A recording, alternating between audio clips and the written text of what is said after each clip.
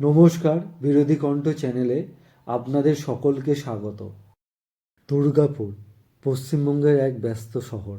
সেখানেই বেসরকারি মেডিকেল কলেজের এক ছাত্রীকে রাত্রে তুলে নিয়ে গিয়ে গণধর্ষণ করা হলো। একাধিক যুবক মিলে নির্যাতন করে ওই তরুণীকে।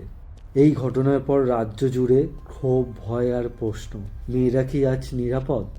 যদিও প্রাথমিক তদন্তে জানা গেছে ওই ছাত্রী বেসরকারি মেডিকেল কলেজে পড়তো।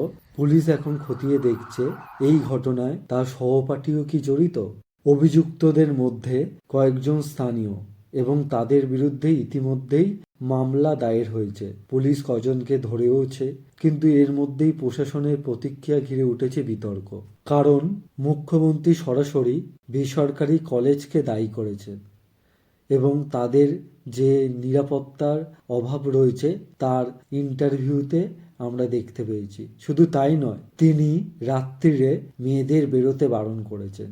একজন মহিলা মুখ্যমন্ত্রী, যিনি অন্য সব ব্যাপারে দ্রুত অপরাধীদের শাস্তির কথা বলেন, কিন্তু যখনই রাজ্যে ধর্ষণ এই ধরনের ঘটনা ঘটে উনি উপযুক্ত দৃষ্টান্তমূলক শাস্তি দিতে পারেন না, যার জন্য বিগত 1-2 বছরে ধর্ষণের মতো ঘটনা বারবার পশ্চিমবঙ্গের নিউজ লাইনে চলে আসছে। তিনি নারীদের সুরক্ষা, তাদের স্বাধীনতা না দিয়ে বরঞ্চ অপরাধীদের পাশেই দাঁড়িয়ে যাচ্ছে, যেন অপরাধীদের কাছে সঠিক বার্তা পৌঁছচ্ছে না।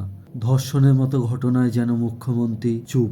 মুখ্যমন্ত্রীর এই রকম নীরব আত্মসমর্পণ অপরাধীর সামনে নয়, সমাজের মেয়েদের কাছে মুখ্যমন্ত্রীর এই ব্যর্থতা সূর্যের আলোর মতো জ্বলজ্বল করছে। তাই সমাজের একজন সচেতন নাগরিক হিসেবে মুখ্যমন্ত্রীর কাছে আমার প্রশ্ন, একটি স্বাধীন সমাজে মেয়েদের চলাফেরার সময়ের সীমা কে নির্ধারণ করবে? অপরাধীর জন্য আইন আছে, কিন্তু বারবার নারীকে নিয়ন্ত্রণ করার প্রচেষ্টা, তাকে রাত্রিরে বেরোতে দেওয়া যাবে না, রাত্রে কাজে বেরোবেন না, এর আগেও আমরা শুনেছি মুখ্যমন্ত্রীর কাছে।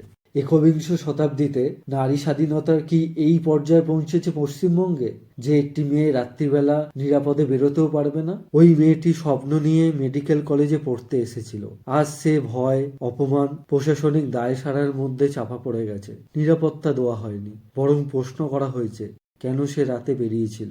এই রাজ্যে প্রশাসনের বিরুদ্ধে কোনো কথা বলা মানে সে হচ্ছে প্রশাসনের বিরোধিতা করছে। অতএব তার কণ্ঠ রোধ করো। তবু আমরা বলবো, দায় চাপানো নয়, দৃষ্টান্তমূলক বিচার চাই। আমরা আর চাই না আরজিকর, কসবা এবং দুর্গাপুরের মতো কাণ্ড এই পশ্চিমবঙ্গে দেখতে। নারীর স্বাধীনতা হলো তার অধিকার, এই অধিকারকে কখনো খর্ব করা যাবে না। তাই বিরোধী কণ্ঠ সব সময় অন্যায়ের বিরুদ্ধে প্রশ্ন তুলবে, সোচ্চার হবে।